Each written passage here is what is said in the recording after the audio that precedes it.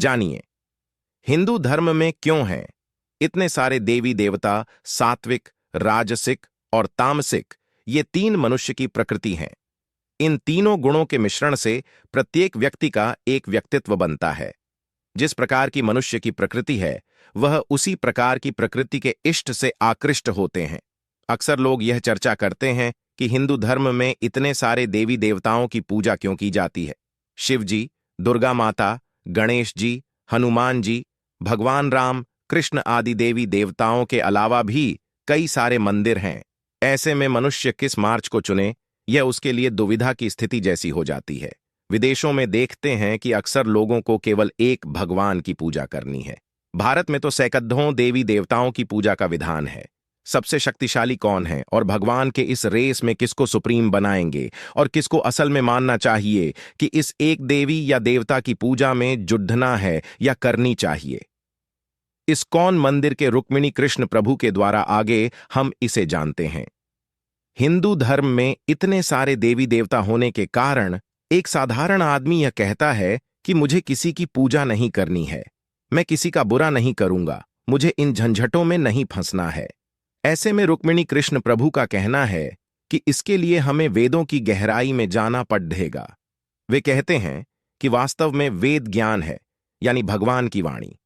भगवान ने जब इस भौतिक जगत के संचालन के लिए एक दिशा निर्देश दिया और वही वेद कहलाता है।